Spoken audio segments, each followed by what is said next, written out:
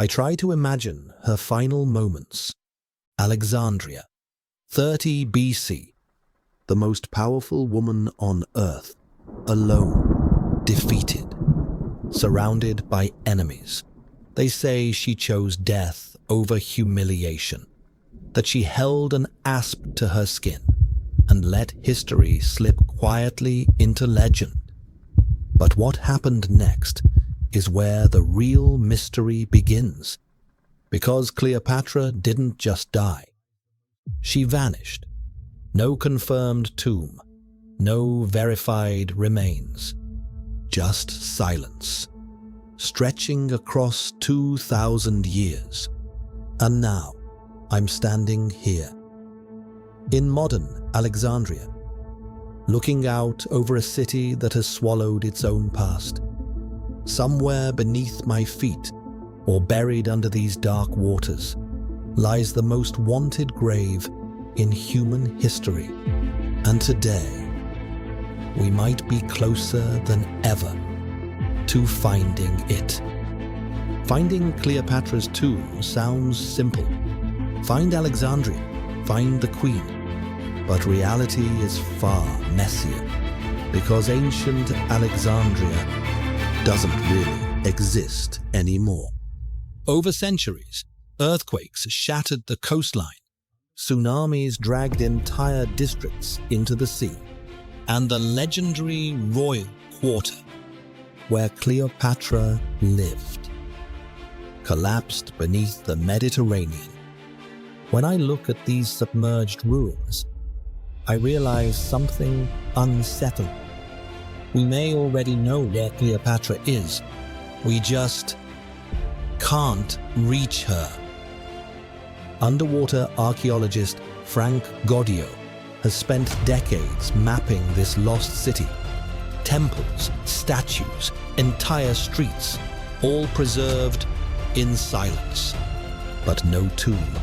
No clear trace of Cleopatra herself. And that raises a terrifying possibility. What if her grave is buried so deep in silt that we may never find it? Or worse, what if we've been searching in the wrong place entirely? That question is what led one woman to challenge everything. Kathleen Martínez, not a traditional archaeologist, not even trained in Egyptology at first, but obsessed for over 20 years. Her idea was simple, but radical. What if Cleopatra didn't want to be buried in Alexandria? What if she chose secrecy? Martínez focused on a temple, Taposiris Magna, a site dedicated to Osiris and Isis. And Cleopatra didn't just rule as queen, she presented herself as the living Isis. So I start to see the logic. If Cleopatra wanted to control her legacy, to merge politics with divinity, then this wouldn't just be a tomb. It would be a statement, a hidden one.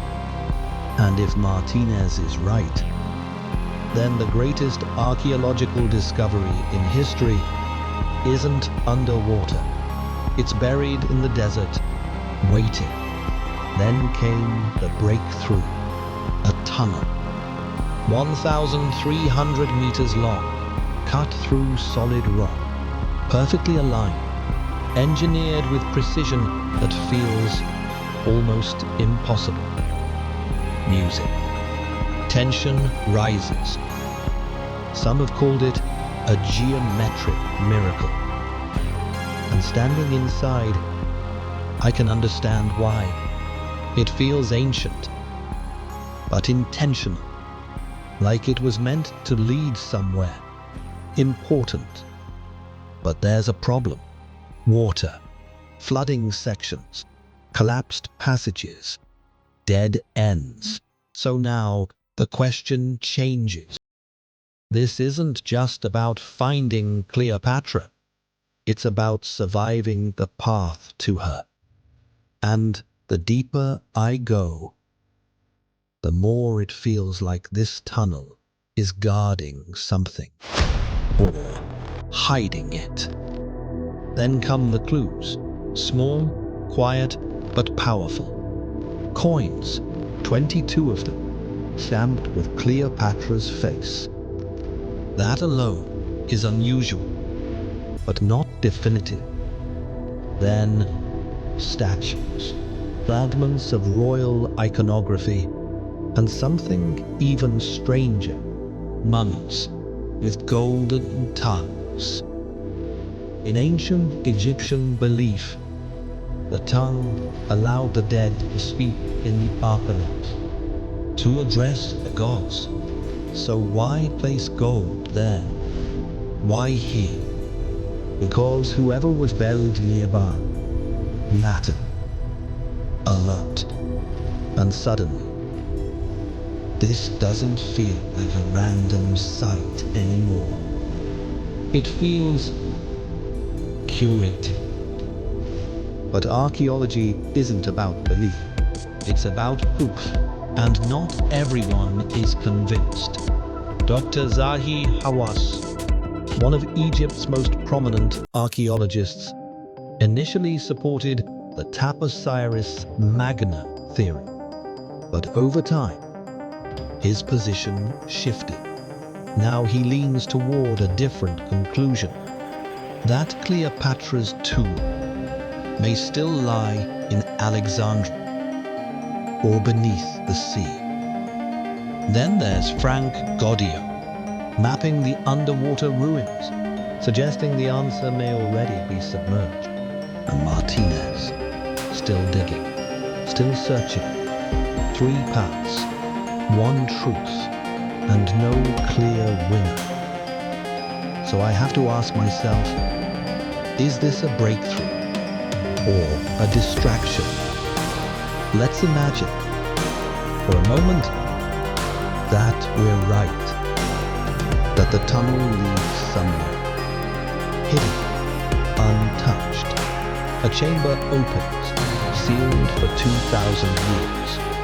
Inside, gold, not excessive, but deliberate. Symbols of Isis, Greek artistry, Egyptian ritual, a fusion, just like Cleopatra herself. At the center, a sarcophagus, unmarked, because true power doesn't need a name. And inside, the last queen of Egypt, preserved, waiting. But until that moment happens, this is still just a vision, a possibility, a ghost of what might be. After everything I've seen, everything I've followed, one truth becomes clear. This isn't just a search for a tomb. It's a search for control over history.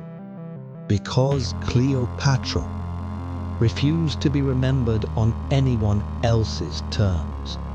Not Rome's, not ours. Maybe she's beneath the sea. Maybe she's hidden in the desert. Or maybe she was never meant to be found at all. Because even now, 2,000 years later, she's still doing what she did best, escaping us.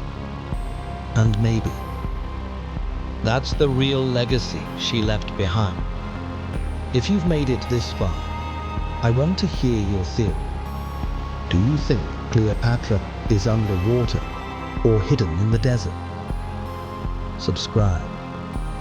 Because when the next discovery happens, we'll be here.